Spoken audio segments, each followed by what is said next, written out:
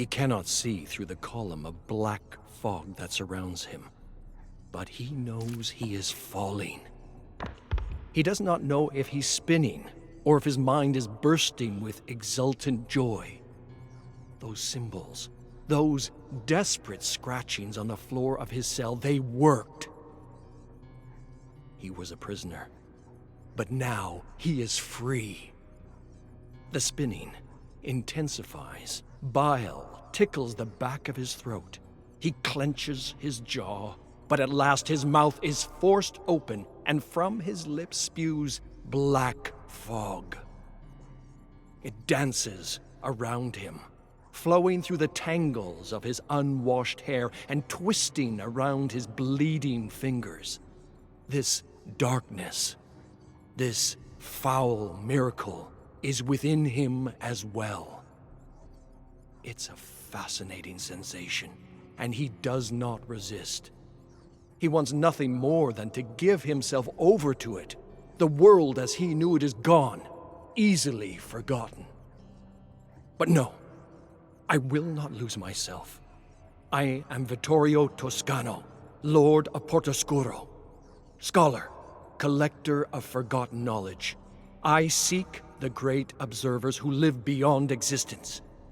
I want to know all they know. The freefall stops, and his feet find solid ground. The last wisps of fog escape his mouth. The column of fog lifts, and in its place stands a derelict village, much smaller than his seaside domain. This is not the paradise he had read about. But of course, the pursuit of knowledge is never so easy. Wherever I am, this is just the beginning of my journey. I have not lost myself yet. The word lingers in his mind. Yet.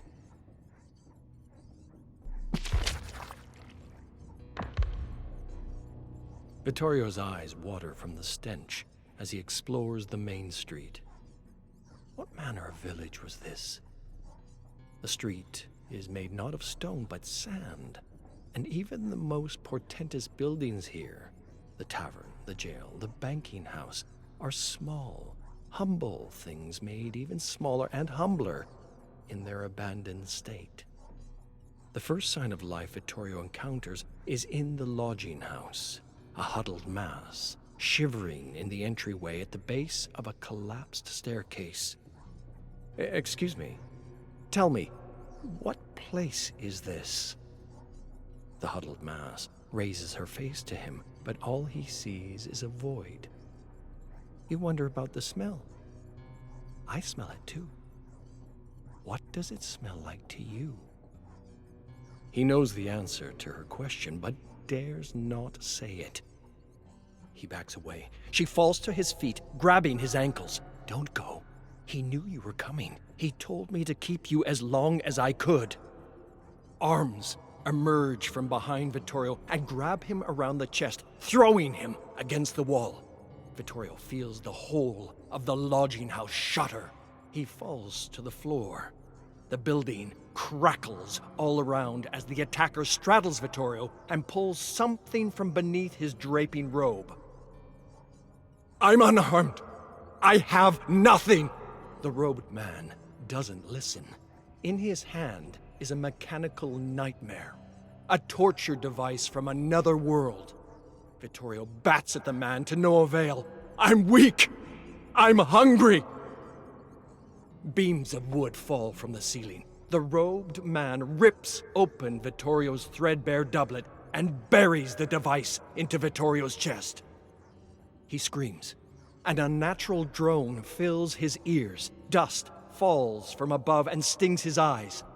The building is collapsing. I must act quickly. Vittorio digs his fingernails into the soft wooden floor and carves some well-remembered symbols.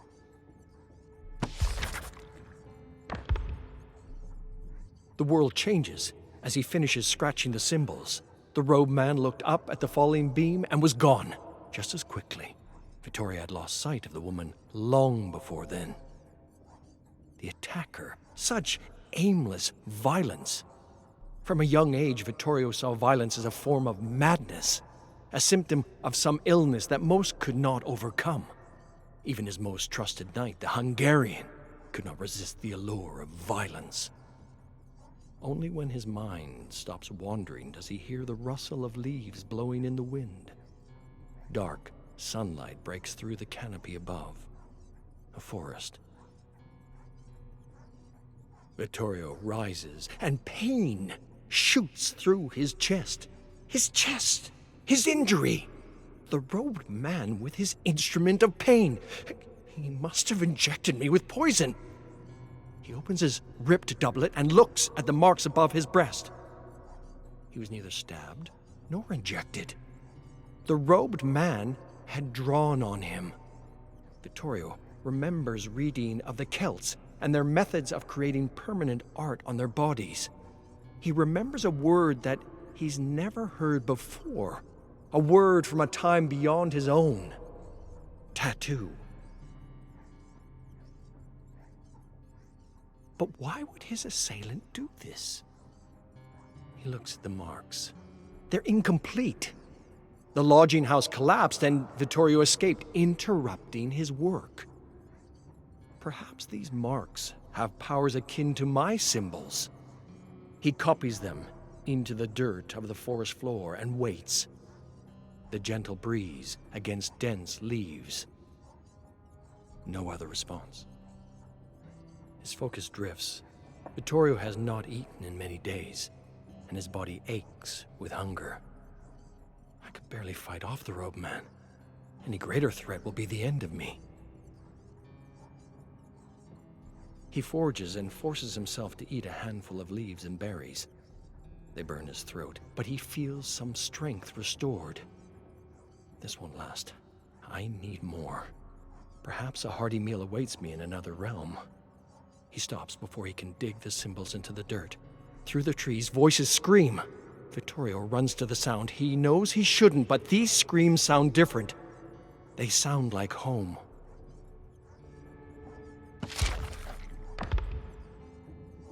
The screams dig through Vittorio's ears, into his very mind, as he runs through the forest. I know these voices. He nearly falls into a pit of thorny brambles, so deep is his desperation. He studies the pit and marvels at its depth for just a moment before the screams call him again. Vittorio knows these voices, knows their screams. The screams of his people as Kovac brought terror and despair to his domain. For days, Vittorio heard nothing else from his cold, dark cell. Only screams as the people he swore to protect were slaughtered, one by one. A clearing. He passes, and the screams linger at his back. He returns to the clearing and looks down. What is this illusion at my feet? A baby bird, perhaps fallen from a nest. The bird opens its beak, and the screams of Portoscuro come forth. Vittorio kneels over the wretched thing. He blinks, and the bird is in his hands. He studies it. So small, so withered. His stomach calls to him. There's meat on this creature. It screams again. Stop! Stop screaming! Its neck must be so delicate. A pinch of your fingers and the screams will stop, and you will eat. His hands tremble. They close in on the bird. It opens its eyes for the first time, big, wet eyes, full of soul and sadness. He stops himself. How easy it is to give in to the madness. A little hunger, and I was ready to kill a harmless little bird. No, I will not lose myself. Vittorio relaxes his grip. The bird sinks its beak into his palm. He tries to drop the creature. It hangs from his hand, tearing his skin and drinking his blood, a vile leech that grows with every gulp. At last, he grabs the thing and throws it into the forest. The grown beast returns in a billow of red and black fog, a charging behemoth with wings that cut through the trees and a beak dripping with blood. There is nowhere to hide. The brush is too thick to navigate, but the beast moves in great strides without effort. Vittorio runs along the path, a tremor in his legs, and he stumbles. A plan forms in his mind. Keep going. I can feel that thing's breath on me. The beast snaps at his back, the sound of cloth tearing, the dull pain of blood welling. He turns a corner moments before the beast and sees his plan before him. Life and death condenses to a single moment, and action made quicker than the speed of thought. He avoids the pit of thorny brambles, but the beast, too immense in size and weight, cannot stop itself from falling in. The sound of a bone cracking, an otherworldly shriek, and Vittorio remembers his darling horse, Domenico. Vittorio watches the beast writhe in the pit, clawing at the edges, but unable to gain purchase. He sits, eats more leaves, and stares the beast in its great, wrathful eyes without blinking. The search for the observers continues. In his own time, Vittorio grabs a stick, carves his symbols in the dirt at his feet, and leaves the beast behind.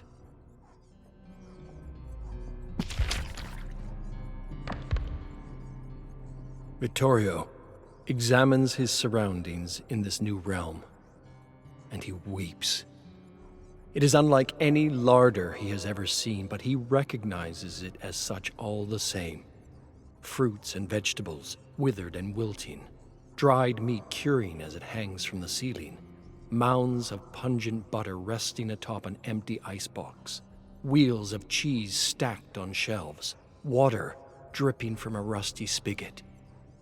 He ignores the rotting produce and focuses on the well-aged meat and cheese. The capricious symbols have granted me a modicum of kindness this time. Vittorio remembers the sight of wild dogs tearing at a doe's carcass when he was a young boy. The only thought that forms in his mind as he eats and drinks in a blind mania. When he returns to his senses, he finally feels the pain of the injuries he sustained. The bird beast tore a nasty wound in his hand and ran its beak across his back. He washes his black-red hands under the spigot, thankful the water runs clear. His doublet hangs from him in tatters, only fit to use as a rag to scrub his back. Vittorio pulls the doublet off his shoulders and starts at the sight of the markings on his chest. More than just the small tattoo given to him by his assailant. How long ago was that now? The tattoo has grown, with even more symbols and markings spreading outward, that first tattoo the origin point. He forgets about cleaning his back and studies the new tattoos. They look familiar, and it takes little time for Vittorio to recall a page of runes in his studies. He recognizes some of those runes here, growing across his chest to his shoulder. Is the tattoo growing still?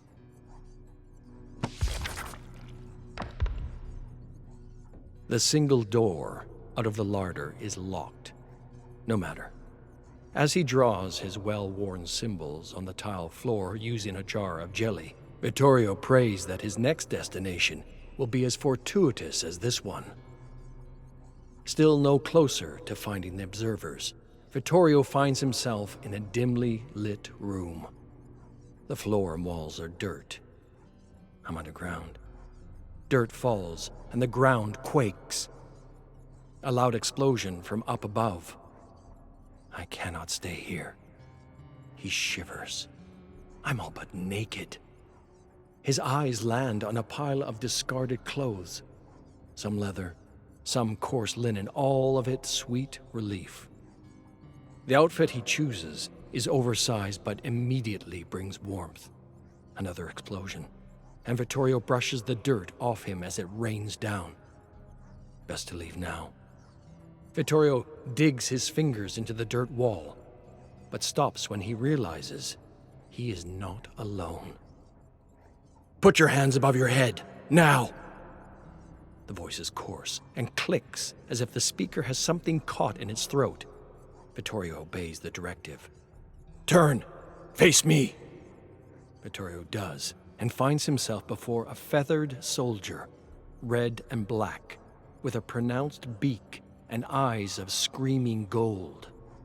In this thing's hand is a weapon beyond Vittorio's understanding. What are you? Vittorio already knows the answer. The bird beast he left in that forest pit, screaming in pain. This soldier looks like the spawn of some profane alliance between that beast and something on the verge of being human. The soldier is soon flanked by others of its kind, and they lead Vittorio down a narrow hallway. They prod at his back as they force him up a stairway to an open door in the ceiling, a door to the surface. Vittorio flinches at the explosions that dot the landscape up above. A battle rages in the distance, and around him, uniformed beasts corral other humans into cages and carts. Prisoners of war. In my escape from captivity, I find myself a prisoner once again. A familiar screech rings through the air, and the beastly soldiers stop their plunder. They drop to their knees and look up at the large, winged behemoth, resplendent in its red and black feathers, its leg healed but twisted as it soars overhead.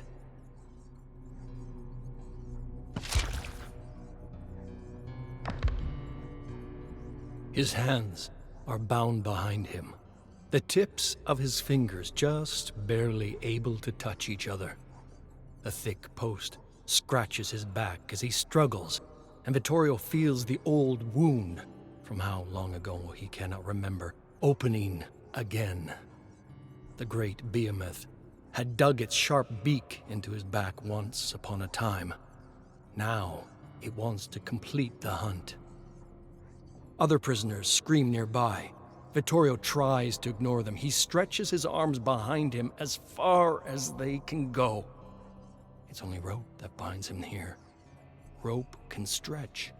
Rope can break. I will carve the symbols into the palm of my hand if I have to. The soldiers bark a command, and one of the prisoners screams louder than the others. Don't look. Focus. Even with his eyes turned downward, Vittorio can feel the tremble of the ground and see the flurry of feathers as the behemoth lands. Don't look. A whip of its neck, and the screaming prisoner is gone from his post. The behemoth gulps, its open beak turned to the sky. Don't look. I should have killed that thing when I had the chance. I should have made a fist around that wicked little hatchling and squeezed until it stopped moving. This hellscape is my doing. How many have died because of my mistakes? He hears the people of Portoscuro as he heard them in his cell. I hardly remember that cell now, but I remember those screams. I was the cause of those screams.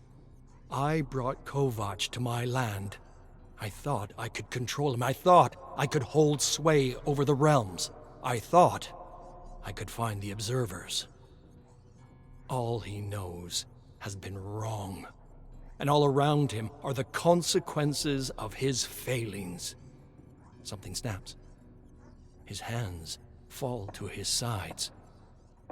How did I manage to sever that rope? The behemoth is above him now, looking down at his final offering. The other prisoners are gone. Only one remains. Vittorio looks up at his old nemesis. His bones tell him to run, to carve his symbols into the dirt and escape. But why? Let there be one last death so no one else needs to suffer from my mistakes. The behemoth plunges its head downward, and all is dark and silent.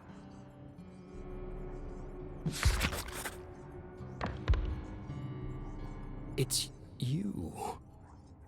I remember you from long ago. Vittorio wakes to a kind face looking down at him. A familiar face. She who was once a void to him is now something else. Yeah, I remember. I was here once. Vittorio sits up and brushes debris from his legs. The collapsed staircase, the fallen ceiling. What was this? The lodging house. She brushes his face with twisted fingers. I was devoured, consumed. Yes, as was I. He can feel her pity. The winged demon is a creature of the abyss. It feasts on worlds, although I hear on the wind there are creatures even stronger with greater appetites. The room shudders. Something churns outside the lodging house. I must get out of here. I must get outside. Vittorio is on his feet, hands reaching for the door. Even great force does not move it. Here, let me. The woman puts a gentle hand on the door, and it obeys. But there is no outside on the other side of the door. More memories stir within him.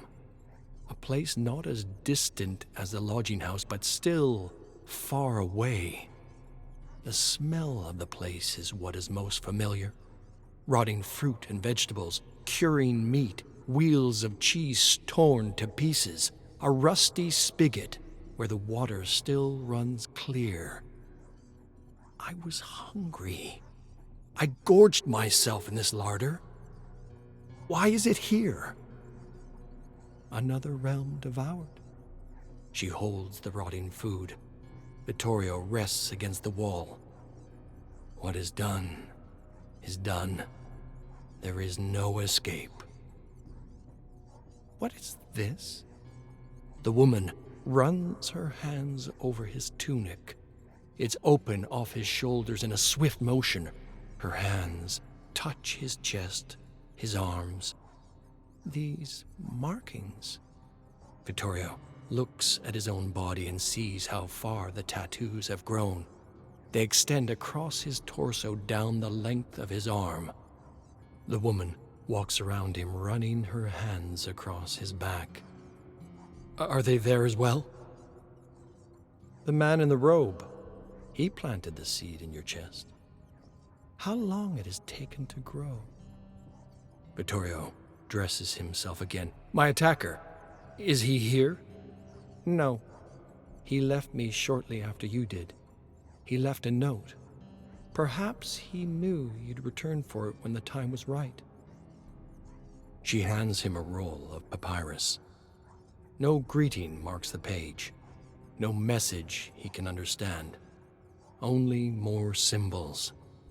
This madman did not even finish his writing. Vittorio has seen enough of these symbols to know the symbols on the page are incomplete. Incomplete. The word awakens a memory. The tattoo the attacker left on him. The seed in his chest. Vittorio had tried using these symbols, but they too were incomplete. The blood on his fingers is dry. He licks the old wounds, picking at scabs, creating new red ink. Vittorio drags his finger across the papyrus, drawing the seed that was planted in his chest. The message is a puzzle to be solved, and that first tattoo is the missing piece. The room around him shimmers. Somewhere in his mind's eye, he sees a place far away. A menacing hook hanging from a stand, the man in the robe reaching out, urging him onward.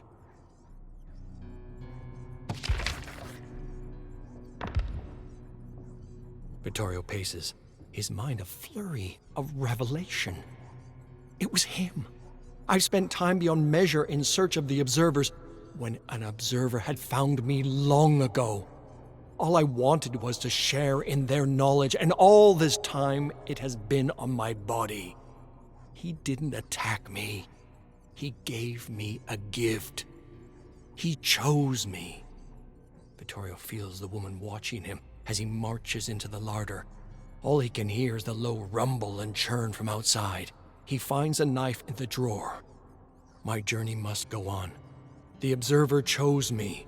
I will get out of here. I will find his realm. I just need to copy his mark. The papyrus was in his hands, but now is gone. I must be losing my mind. He tries to remember the symbols in their entirety, but they fade from view like waking from a dream. He lets out a bitter laugh and reminds himself of what he already knows. The pursuit of knowledge is never so easy. The old symbols will not do. They never gave me the power to travel as I please. The realms they brought me to were random, often hellish. Somewhere on my body is the key to complete control over travel across realms. Somewhere on my body are the symbols that will bring me to this observer, to his realm, and the perfect world that lies out there somewhere. He stands in front of a shattered mirror, studying his chest, arms, and back. The scrawls are illegible, unfamiliar. I must be very careful. These symbols could spell my ruin if I do not use them correctly. That's when he sees it. The familiar swirls and circles he has used so far. The symbols for traveling between random realms. But there's more. Jagged lines and smaller shapes like accents around the symbols, modifying them, changing their meaning. Clarity strikes. This is the key I have been looking for. Vittorio drives the knife into the wall of the lodging house and begins to carve. A guttural scream vibrates through the room. Blood wells from the carvings and runs down the wall. I've never been violent before. Never in my life have I ever harmed anyone. I've never had to. Such was the luxury of my life as I knew it. But that life is behind me now. He runs the knife across the wall with precision, remembering every accent and nuance he never knew he needed. The walls shudder. The blood does not stop. The wailing intensifies. Vittorio feels her lips by his ear. The power is yours now. For now. And then she's gone.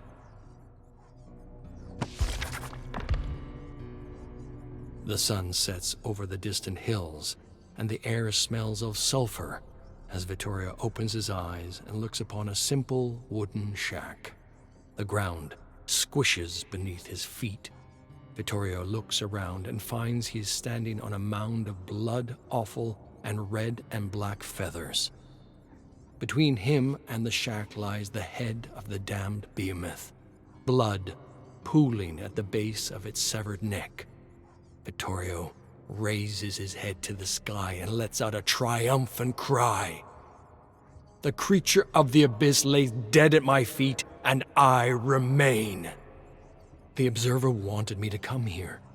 The symbols in their completion brought me here to this shack. A stepping stone to his own realm? I need to know more. Vittorio opens the door and finds a staircase descending into the earth. The room at the bottom of the stairs is dark, too deep for light from the setting sun to reach. Vittorio feels his way through the silent dark until he can see the shape of a candlestick.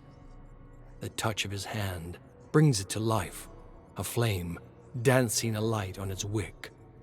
A self-lighting candle. Ingenious. Beneath layers of dust and cobwebs, Vittorio recognizes steel machines, wooden puzzle boxes, and jars of exotic fluids. He searches the room for more candles to light until all is illuminated. The workshop, exactly as it was described in my research. Centuries of otherworldly knowledge contained on ornate shelves. The observer chose me, and it's from here I will follow him to his realm. A book on the desk catches his eye. The symbols on the cover, the symbols on his chest, they're not identical, but they are close. Vittorio brushes the dust off the book and is startled by the texture of the pages. Old, tough leather, every single page, each of them covered with tattooed symbols. He drops the book and backs away from it. No, not pages. Skin. Human skin bound into a book. Tattooed skin just like his. Vittorio stands alone in the workshop and feels the vastness of the realms closing in on him.